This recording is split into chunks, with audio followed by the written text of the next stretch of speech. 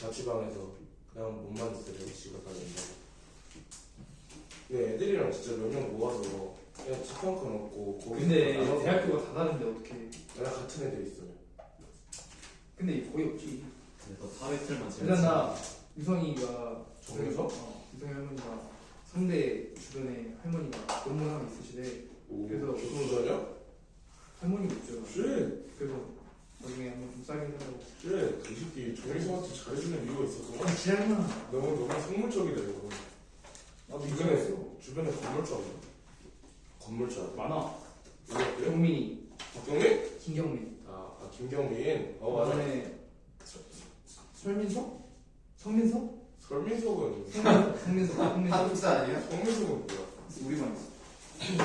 자, 그러면 여러분들 수능특강부나 96쪽에 나와 있는 층층계부터 95쪽이죠? 95쪽에 나와 있는 층층계부터 보도록 하겠습니다. 오늘 현대시 2강을 끝내면 시 4개를 끝내는 것이고 그러면 여러분들 현대시 11강까지 했을 때 10강을 제외한 나머지는 다 끝나는 거라고 보시면 되겠습니다. 10강은 선생님이 아직 연구를 안 했기 때문에 다음에 하도록 하고요. 오늘은 95쪽에 있는 층층계부터 한번 보도록 하겠습니다. 오늘 비공개 될 것 같아요. 애들 없어서 안 될 것 같은데.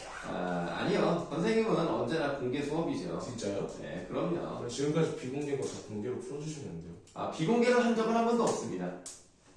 아니요, 안 올렸지. 아니, 진짜 비공개로 올린 적은 없어요. 그래요? 네. 그냥 찾아봐야겠다. 다 일부 공개입니다. 자, 박모걸이라는 사람이 언제적 사람입니까? 일제강점기. 일제강점기 때를 지나고 일제강점기 후에도 시를 썼던 사람입니다. 그래서 우리가 첫 번째 나와 있는 단어가 적산가옥이라고 돼 있단 말이에요. 그거 바로 하세요. 적산가옥의 뜻이 나와 있죠. 네. 적국이 물러가면서 남겨놓은 가옥입니다. 그래서 일본 사람들이 살았던 그런 나무로 만들어진 집을 일반적으로 적산가옥이다라고 표현을 합니다. 그리고 가로친 부분을 통해서 우리는 뭘 할 수 있어요? 이때의 시대가 해방 이후구나 라는 것을 알 수가 있겠어요. 공감대인데요. 네? 뭐라고요? 공감대인데요. 네, 공간적 표현 가능합니다.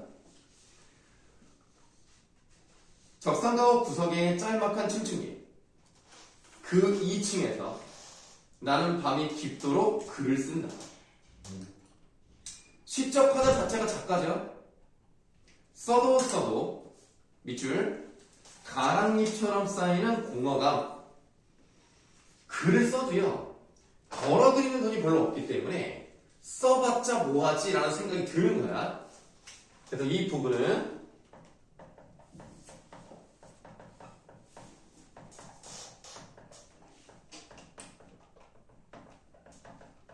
충분하게 돈을 벌지 못하는 서글픔, 쓸쓸함, 이런 것이 느껴진다. 쌤 이거 슬래시가 연구의 행구분을 말하는 거예요.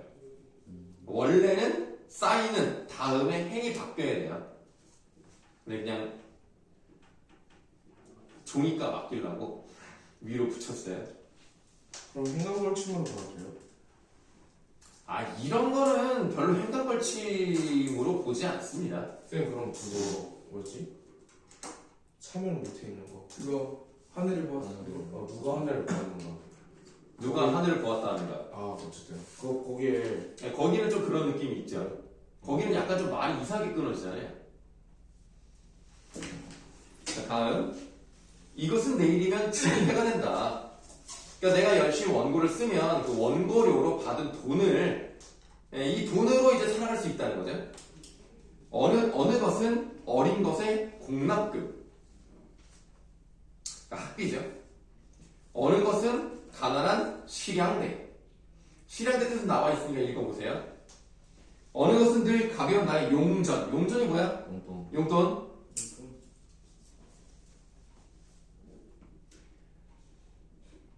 밤한시 혹은 2시 용변을 하려고.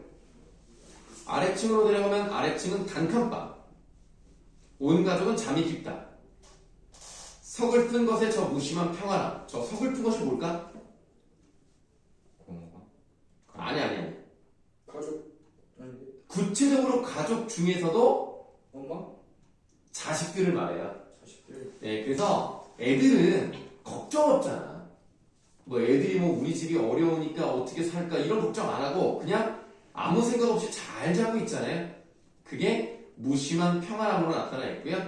네, 서글픈 것은 자식들이다 라고 보시면 되겠어요. 아, 나는 다시 층층계를 밟고 2층으로 올라간다. 사닥다리를 밟고 원고지 위에서 고개사들은 지쳐 내려오는데 라고 돼 있어요. 일단 고개사에다 동그라미 하시고요. 우리가 뭘 생각하셔야 되겠냐면 이 사람은 2층에서 글을 쓰고 있고 사람들은 이제 가족들은 밑에서 잠을 자고 있단 말이에요. 그럼 그 사다리가 어떻게 생겼어? 기울어서. 사다리가 뭐 이렇게 생겼을 거 아니에요. 그럼 이런 사다리의 모습이 뭐랑 비슷하게 생겼냐? 다리. 응? 원고 이거 원고지랑 비슷하게 생겼다는 거예요. 그래서 사닥다리를 밟고 원고지 위에서 라는 얘기는 이 사다리와 원고지의 형태적 유사성에 차가 난 표현이구나. 그래서 이 사람은 사닥다리를 밟고 올라와서 원고지에다가 글을 쓰고 있는 것처럼 내가 쓰고 있는 이 글이 마치 고개사인 것처럼, 그러니까 내가 그렇게 사닥다리를 밟고 올라가서 하는 것처럼 이 글 쓰는 것들이 고개사처럼 그 원고지 위를 왔다 갔다 하고 있는 거예요. 그래서 원래 고개사라는 것은 제주도 넘고 줄도 타고 이러니까 이 고개사들은 결국 무엇을 얘기하는 거냐면 고개사는 동그라미 쳤죠? 시적 화자인 아버지를 의미할 수 있다. 그럼 왜 그런 것을 고개사라고 표현했는가? 아슬아슬하게 뭐라고 했어요? 줄타기 생계를 유지 유지하고 있기 때문에 자신의 삶이죠. 네, 그래서 고개사들이 지쳐 내려온다 라고 이제 표현을 했다고 생각하시면 되겠습니다. 아버지가 자기죠? 네, 자기예요.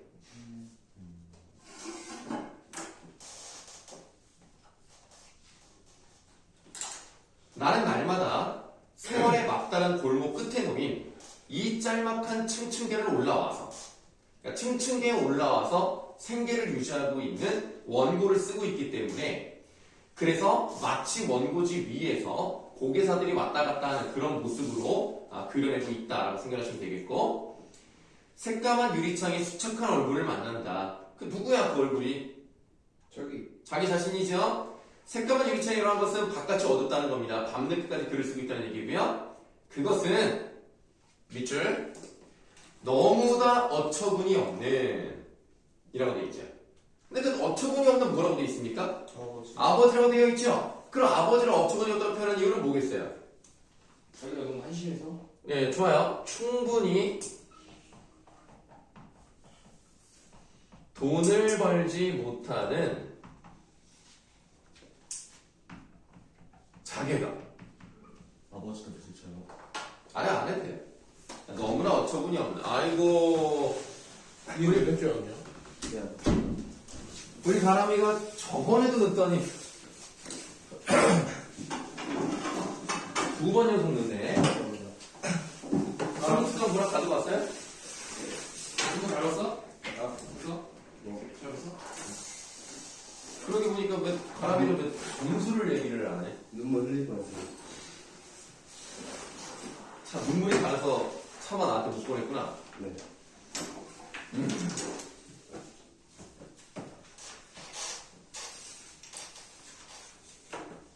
자, 층층이 거의 마지막까지 다 왔죠? 나의 어린 것들은 또 괄호하세요. 외놈들이 남기고 간 다나비망. 자, 일본식 가옥이라는 거죠. 적산 가옥은 여기서 그래서 일본인들이 쓰고 도망갔던 그 집을 말하는 것을 알 수가 있고요. 외로들이 남기고 난 다다미 방에서 날무처럼 날무가 뭐였어요? 자, 뭐야? 비유적 표현 사용했죠? 무엇을 날무라고 표현했습니까? 어린 것들, 집, 자식. 어린 것들. 자기 자식들이 날무처럼 96쪽이란다. 95. 95래. 날무처럼 푸른 쪽쪽 얼어있구나 라고 돼 있어요. 그러니까 아이들이 추위에 떨면서 잠을 자고 있는 거야. 그런데 푸른 쪽쪽이라는 말은요, 사전에 찾아보시면 없어요. 그럼 쪽쪽은 있거든요? 쪽쪽. 쪽쪽은 뭘까요? 에이, 지금 약간 오늘 좀 자기의 이상을 자꾸 푸른 족족? 존재하지 않는. 꽝꽝 먹어있다? 꽝꽝은 아니에요. 이렇게 살짝 얇게 쪽. 좀 비슷했어요. 조금 이렇게. 예, 그러니까 그 여러 명이 이렇게 한 줄로 이어져 있는 거. 그러니까 따닥따닥 붙어서 얼어있구나라고 돼 있는데 푸름이란 말이 들어갔어요. 어떤 느낌을 줍니까? 이렇게 둘러싸여져 있는.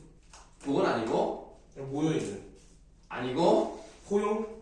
아니고, 아, 얼굴이 새파래요. 아, 맞습니다. 추우니까. 네, 맞습니다. 푸르딩딩한 거죠. 그래서 애들이 추위에 떨면서 푸르딩딩한 그런 느낌으로 한 줄로 이어져서 잠을 자고 있다. 그러니까 포름 쪽쪽이란 말은 이 사람이 만들어낸 말이라고 생각하시면 돼요. 이런 말은 사전에 없어요. 그럼 음성상지가 돼요? 글쎄요, 이거는 음성상정어라고 보기가 좀 어려울 것 같은데요. 왜냐면 있는 단어가 아니기 때문에 좀 말하기가 좀 어렵고요. 그래서 생무처럼 푸릇푸릇하게 한 줄로 이어져 있는 그런 모습으로 생각을 하시면 되겠습니다. 전체적으로 내용은 어렵지 않고요. 뭘 얘기하는지도 쉽게 알 수 있는 시라고 보시면 되겠습니다. 사실은 내가 볼 때는 현대시 7강에 나와 있는 이 두 개의 시는요, 둘 다 뭐 그렇게 문학사적 의의가 있다고 생각하지는 않습니다. 그냥 가족들에 대한 이야기가 나타나 있으니까. 자, 이번에는 96쪽에 있는 동그라미 보도록 하겠습니다. 네, 동그라미는 더 쉬워요. 더 뭐 할 거 말 것도 없습니다.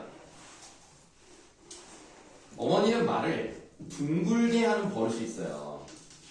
어떻게 하냐면 오느냐 가느냐라는 말이 어머니의 입을 거치면 온가 간가가 돼요.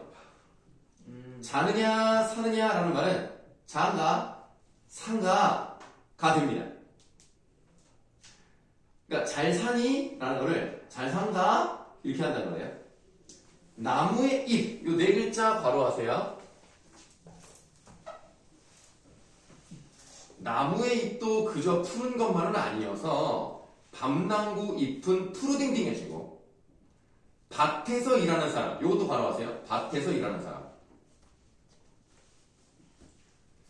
을 보면 일한가 된가 하기에 장가 가는가 말은 장가 간가가 되고 애기 낳는가 아니면 안 낳은가가 됩니다.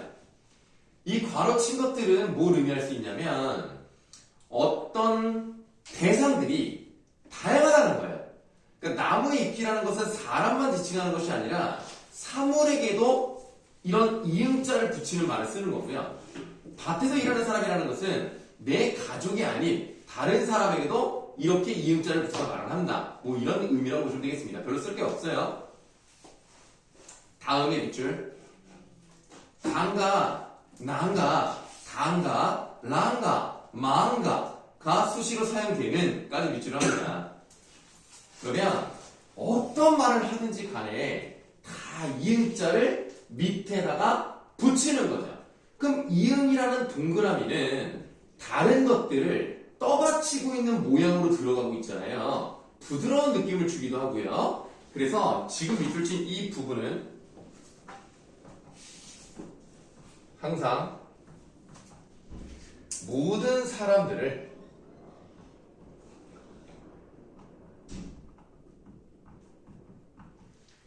떠받드는 태도를 보이고 있는 것이다.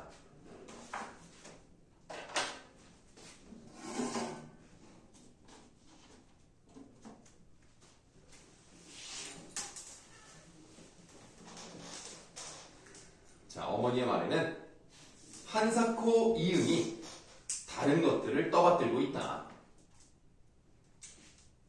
엄마가 이제 어떻게 사는지가 나오는데요. 남한테에서 대가로 남한테 해코지 한 번 안 하고 살았다. 닫아봐. 별거 아니야.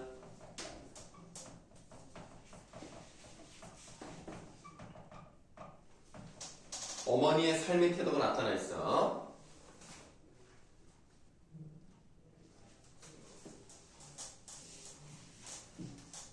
그 다음 일생을 흙 속에서 산 요것도 대거로 하세요.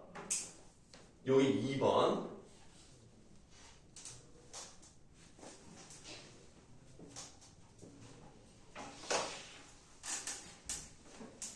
그 다음에 밑줄 하세요. 무장 허리가 굽어져 한쪽만 뚫린 동그라미 꼴이 된 몸이라고 되어 있죠. 그러니까 어머니께서는 오랫동안 허리를 굽히고 일을 하셨단 말이야. 그렇게 살다 보니까 결국에는 허리가 굽어져서 한쪽만 뚫린 동그라미 꼴이 됐다는 거예요. 그럼 자기가 사용하는 말과 같은 형태의 몸을 가지게 되었죠. 그래서 어머니는 아직도 앞에 대가로 아직도 당신이 가진 것을 퍼주신다 하고 닫아봅시다. 그럼 어머니의 삶의 태도가 어떤지가 나와 있는 거예요. 말을 통해서 동그라미를 밑에다 받친 것을 통해 그 동그라미가 모든 것을 받치고 있는 것처럼 이제는 자신의 몸 자체가 동그라미가 돼가지고 다른 것들을 떠받치고 있는 겁니다. 그럼 무엇을 떠받치고 있느냐? 가진 것을 퍼주는 그 대상이겠죠. 머리가 발에다 둥그러질 때까지 C자에 열린 구멍에서는 살리는 것들이 쏟아질 것이다. 사람이 완전히 둥그려서 먹잖아. 그러니까 허리가 굽어서 이렇게 허리를 구부리고 있는 모습은 C자에 열린 구멍이 있을 거 아닙니까? 거기에서 살리는 것들이 쏟아진다는 거야. 그럼 누구를 살리겠어? 자식들을 살리겠지. 우리들의 받침인 어머니 여기 나오잖아.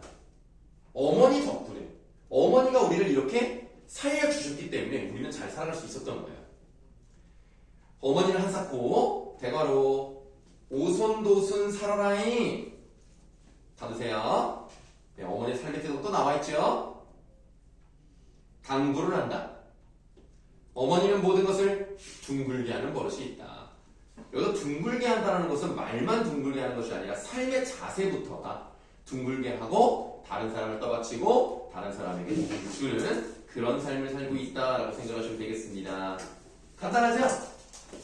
굉장히 고도의 상징적이라는 비유적인 표현보다 그냥 마음이 따뜻해지는 그런 시였다. 이 정도로 생각하시면 되겠습니다. 이거 세부 편지 했나요? 네, 했어요. 2월 달에 했습니다.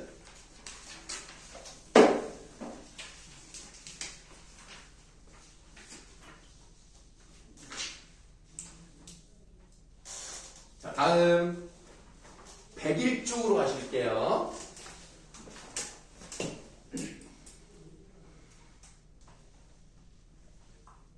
응? 야, 독서 시험지 갖고 온 사람. 갖고 올 거였는데 너 갖고 왔을 줄. 너가 갖고 와주려. 너 일찍 왔잖아. 서로 미루네. 독서 시험지를 좀 보고 싶은데. 야, 독서랑 화작 중에 뭐가 더 어려웠냐? 둘 다. 근데 나 뭐 엄청 어렵진 않아. 네.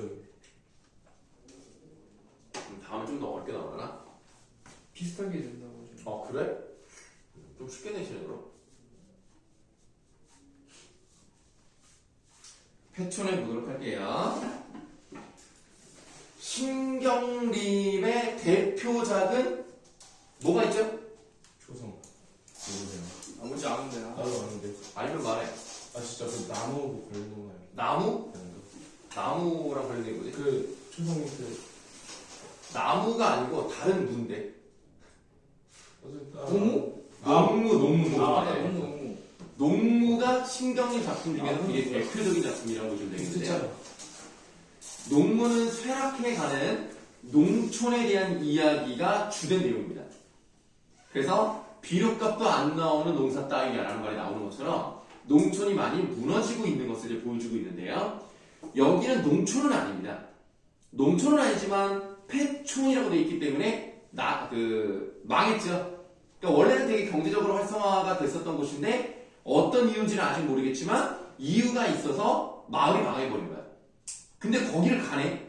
그래서 폐충행이야. 자, 한번 볼게요. 떨어져 나간 대문짝이라고 돼 있어요.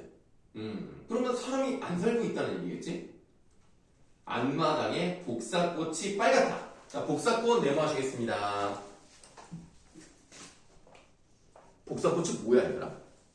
복숭아꽃? 복숭아꽃을 말합니다. 복숭아꽃이 빨갛게 피어 있어요.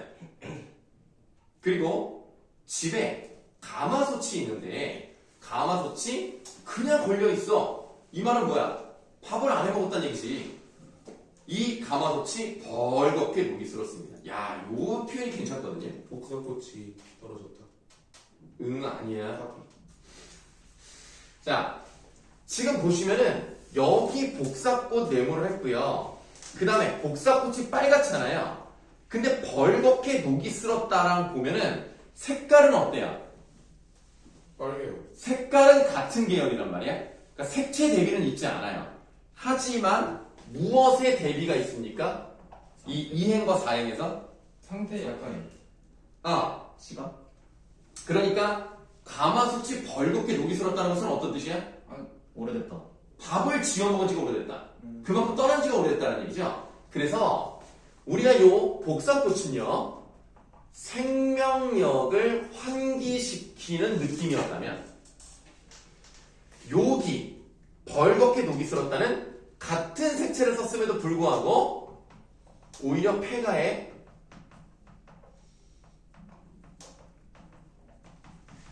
흉흉한 모습을 부각시키는 느낌으로 갔다. 이게 중요한 거죠.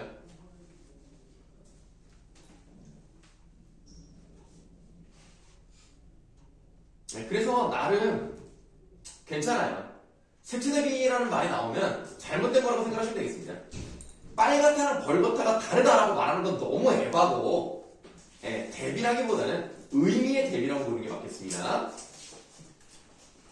잡초가 우거진 부엌바다, 아무렇게나 버려진 가계부에 콩나물 갖고 와 친정 어머니한테 쓰다만 편지, 빈집 서너 더 더듬다가 폐광 올라가는 길에서 한 늙은이를 만났어요. 아, 이 할아버지는 떠나지 않으셨네. 어차피 뭐 도시로 떠난다고 해서 자기의 일자리를 가질 거라고 생각 못했을 것 같아요.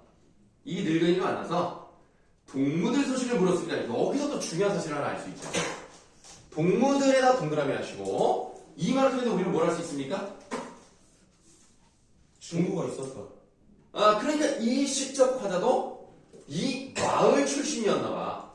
그러니까 동무들의 소식을 물었다는 것은 화자가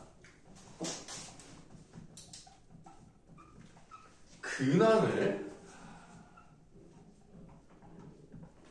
궁금해하는 추억의 대상이다.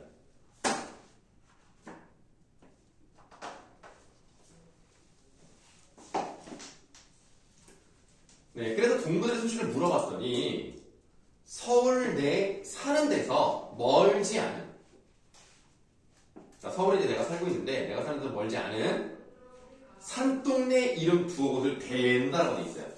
산동네 메모합시다. 산동네가 뭘 의미할 것 같아요? 여기에 살고 있대, 지금 그 친구들이. 결국 이런 환경을 벗어나지 못했다. 좋아요. 자, 폐촌을 떠난 거 맞죠?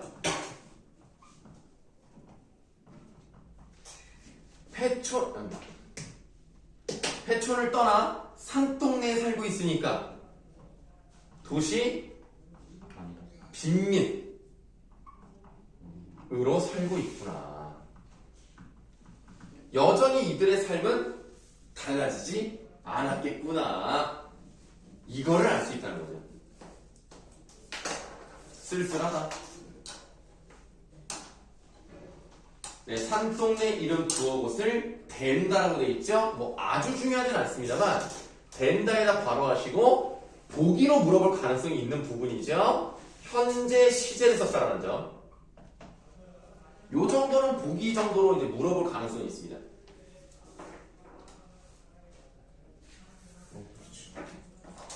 그러면 여러분 이 시를 보시면 감정이 잘 나와요, 안 나와요? 안 나와요. 잘 안 나와요.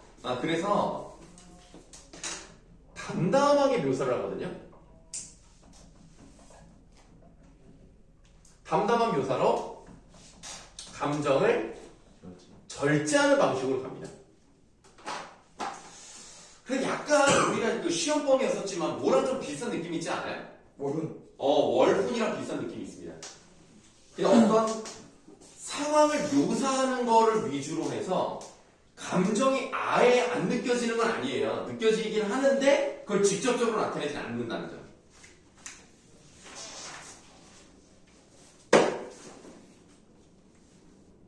자, 어려운 거 없죠? 오늘 배우는 시는 지금 다 어렵지 않습니다.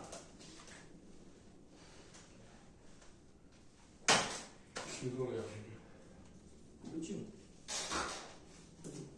아까 뭐라고 한 거야? 아까 지금 일어났다. 대단하다. 쟤도 독서 점수를 나한테 얘기를 안 하네. 많이 돼요. 알겠습니다. 화작이 그냥 기적이었구만.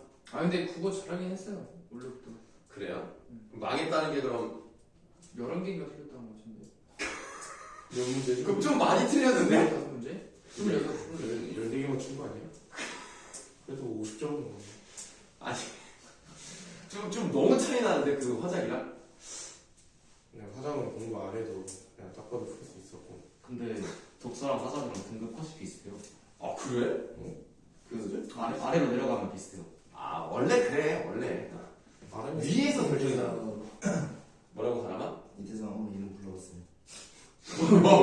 갑자기 왜? 근데 화작이 90점 이상이 18명이고 많다. 수험은 별로 없어. 별로 없어요. 9명인가 그니까. 우리까지. 우리까지 해서 9명이죠. 9명? 1등 컷이 8등까지거든요. 딱 저희. 근데 얘랑 저 둘 다 92.3이란 말이에요. 7등 근데 아니에요? 90.3이 3명 있어서 오. 딱 9등까지 걸쳤어요. 근데 한 명이 수행평가 만점이 아니라. 그래서 아 진짜 치열하다. 자 세안도 보실 건데요. 이거는 좀 배경 지식이 좀 있어야 돼요. 여러분들 글씨를 잘 쓰기도 했습니다만 자신만의 그 서예체를 만든 사람 중에서 되게 유명한 사람 한 명 있거든요. 그 난초 잘 그리는 사람 난초를 잘 그렸나? 내가 거기까지는 잘 모르겠네. 이름 뭐였지? 초성. 이 사람의 호이기도 한데요. 아 진짜 뭐였더라. 치읓, 시옷, 채라고 해요. 아 그리고 이 사람의 이름은 기역, 지읒, 희읒입니다. 김정호. 김정호는 대동여 지도고요. 김정호가 아니고 김정희. 김정희. 김정희. 김정희. 맞아. 이 사람이 난을 잘 그렸다고? 네? 이 사람이 난을 잘 쳤다고? 그래서 그래서 막 그래? 편지 주고받으면서 난 그리고. 내가 거기까지는 잘 모르겠네. 이 사람이 이제 만든 게 바로 뭐다? 추사체. 와 맞아 추사 김정. 네, 그래서 맞아 추사 김정희. 뭔가 지금으로 따지면 한글 폰트를 만드신 거라고 생각하시면 되겠습니다. 김정희라는 사람이 여자예요? 아니 남자예요. 남자예요. 그 제주도로 유배를 가요. 그러니까 원래 이 사람이 다시 돌아올 가능성이 있거나 여전히 그의 뭐 후배들이 좀 건실하게 딱 어떤 요직을 차지하고 있으면 유배를 가더라도 많이 찾아오고 좀 도와주기도 하고 그러는데 이제 김정희는 완전 끈이 떨어졌다고 이제 본 거예요. 아 얘네들 돌아오기 어렵다. 그러니까 많은 사람들이 다 떨어져 나가. 아무도 안 찾아와. 딱 한 명 찾아와요. 제자 이상적이라는 사람이 찾아옵니다. 얼마나 고마워. 거리도 멀잖아 제주도면. 여기까지 자기를 위해서 찾아왔구나. 그 마음이 고마워서 그림 하나를 그려요. 그 그림이 이렇게 생겼어요. 태양도. 집인가? 네. 와잘 그리신다 진짜 확실히. 네? 아니 딱 봐도 알아보고 어떻게 말이 영혼이 없지? 그러니까 약간 좀 조롱하는 것 같은데. 진짜요. 전 진심이었어요. 자, 이렇게 이제 하나를 그리고 그 다음에 요 집 옆에 나무들이 있어요. 나무를 요색으로 그릴게요. 나무가 요렇게. 오. 좀 이상해 보이죠? 이상해 보이죠? 근데 실제로 이렇게 생겼어. 진짜 내가 거의 극사실로 그렸다니까. 자산감.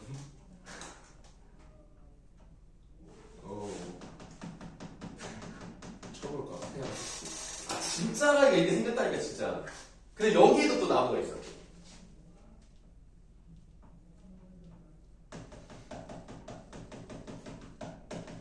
오, 비슷해. 아, 이렇게 생겼어. 개 똑같아. 똑같다. 뭐야? 똑같은데? 야, 내가 그래도 이거보다 잘 그리겠다. 자, 이게 뭐야? 그래서 이 그림은 어. 제목이 세안도예요. 세안도의 뜻이 뭘까요? 집세. 집세자는 말이 있어? 없나? 세한. 새가 일단 고마운 거. 해색자입니다. 해색. 여러분들 여러분들이 지금 만 18세지? 네. 만 18세니까 그 새야. 한이 차다. 차. 찰 한자입니다. 그래서 추운 시절 정도로 해석하시면 돼요. 세안도는 추운 시절에 여기 있는 나무들이 버티고 있는 걸 그림으로 그린 겁니다. 그래서 실제 그림이 길어요. 유만해가지고 여기에 자기 제자에게 고맙다는 그런 마음의 표현을 줄로 이렇게 글로 쓰고 이쪽에 자기 이름하고 도장 이렇게 찍습니다. 낙인이라고 하죠. 이거를 그림을 그려서 선물을 해줘요. 그래서 뭐 여러 가지 의미가 담길 수 있겠죠. 뭐 나에 대한 어떤 마음을 끝까지 유지해서 고맙다 뭐 이런 거라든가 아니면 나도 어떻게든 여기서 잘 버텨보겠다 뭐 이런 의미. 이 소나무거든요.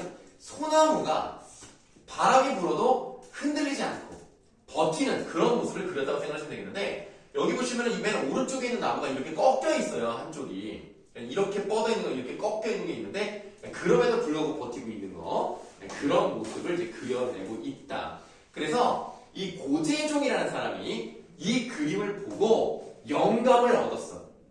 그래서 이 그림과 관계는 없지만 그러니까 실제 이 김정희의 얘기랑 관계는 없지만 이 그림에서 느껴지는 것을 통해서 자기가 하고 싶은 말을 쓴 거예요. 그러니까 여기 나와 있는 내용 김정희랑 직접 관련은 없습니다. 여기서 모티프만 따왔다. 그래서 세안도예요. 그러면 한번 내용을 보도록 하죠. 밑줄 한번 하시겠습니다. 날로 기우듬에 가는 마을회관이라고 되어 있어요. 그럼 이 마을회관이 정확히 뭔지는 나와 있지 않습니다. 어느 지역인지 모르겠어요. 그런데 어쨌든 이 마을이 기우듬에 간다라는 표현을 통해서 어떤 모습을 나타내고 있는 것 같아? 망해가고 있어요. 네, 쇠락하는 하강적 이미지로 시작을 해요. 여기가 뭐 농촌인지 산촌인지 어촌인지는 아직은 모르겠지만 쇠락하고 있는 하강적 이미지로 시작을 한다는 걸 봤을 때 이 마을이 뭔가 좀 많이 쇠락했다. 그러니까 우리가 앞에서 배웠던 그 패촌행과 비슷한 느낌으로 가는 거예요. 그럼에도 불구하고 청솔 한 그루가 꼿꼿이 서 있어요. 자, 일부러 파란색으로 나무를 그린 거예요. 실제로 나무가 파란색으로 그려져 있지 않습니다. 자, 선생님 너희들 이해를 돕기 위해서 파란색으로 청솔이야, 청솔. 그러면 청솔이 이렇게 쇠락한 분위기의 마을에서도 여전히 꼿꼿하게 버티고 있잖아요. 청솔 동그라미. 그럼 이 청솔이라고 하는 것은 이 마을회관하고는 좀 어때? 약간 반대되는 느낌으로 있는 거죠. 마을회관은 쓰러져가는 느낌이지만 청솔을 버티고 있으니까. 근데 얘가 꼿꼿이 서 있다고 표현했기 때문에 의인화가 되어 있다라고 생각하시면 되겠어요.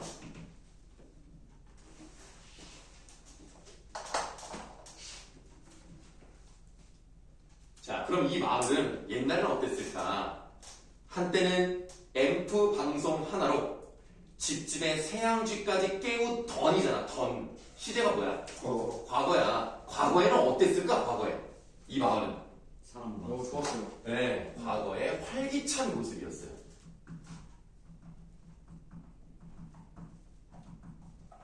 활기찼는데 과거 시제 선어말 어미 던이 사용됐다는 얘기는 지금은 아니라는 얘기죠. 그래서 이 나무는 마을회관 옆에서 앰프 방송이 나오는 것도 들었을 것이고 이 마을이 무너져가고 있는 것도 그 시간 동안 계속 지켜봤을 거란 말이에요.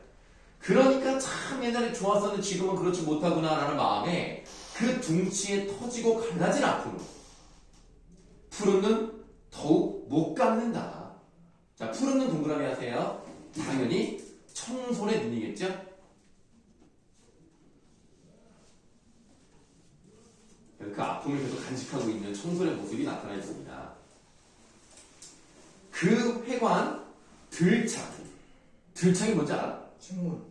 창문 중에서도 밑에서 위로 들어 올리는 창문이 있어요. 그러니까 옛날에 무슨 만화 같은 걸 보면은 이 올린 다음에 나무 막대기로 딱 해놓는 그런 느낌의 창입니다. 들창을 걷어내는 대바람이 분단 말이야. 그럼 대바람 좋은 거야 안 좋은 거야? 세모하세요. 이 대바람이 불 때마다 들창이 거덜나니까 이 대바람은 뭐라고 보시면 되겠어요? 장인은? 못 들었어. 장인은? 좀 다르게 표현해볼까요? 장애물이라는 표현보다 악역이요? 악역은 좀 그런데 시련. 예. 그런 이 마을에 시련이 불 때마다 청소는 또 한바탕 밑줄 노엽게 울어요. 왜 울어? 바람 부니까. 이거 맞는데 바람 부니까 우는 건 맞는데 좀 이거 뭐 하는 거라고 봐야 돼. 나뭇잎 떨어지는 거? 아니 그게 아니라 시련이 닥쳐서 극복. 셀프다. 맞아. 근데 자기가 쓰러지는 건 아니잖아. 감정이 좋아. 그래서 이렇게 쓰세요. 네, 농민들의 울분에 공감하는 거예요. 농민들의 울분에 공감하는 모습을 보여줍니다. 그러니까 전체적으로 지금 의미만큼 되어 있고요.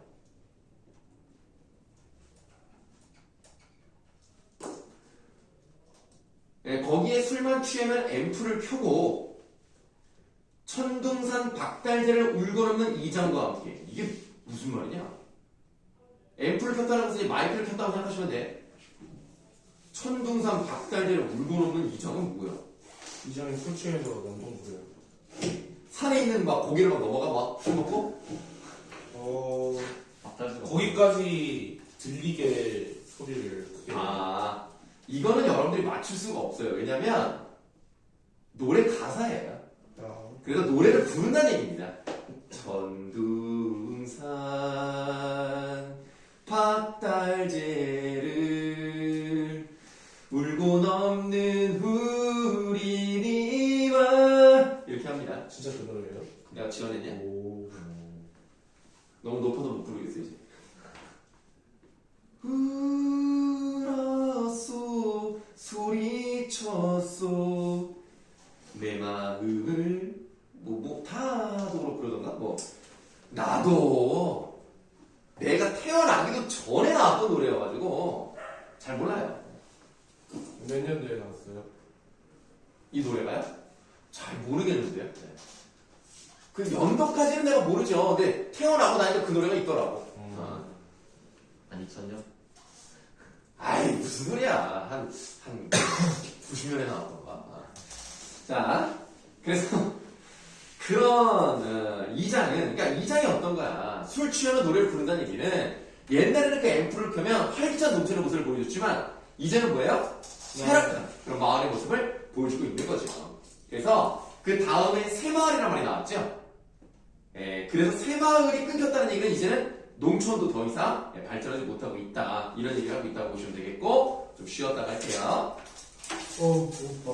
자, 편의점? 나 근데 못 먹는데?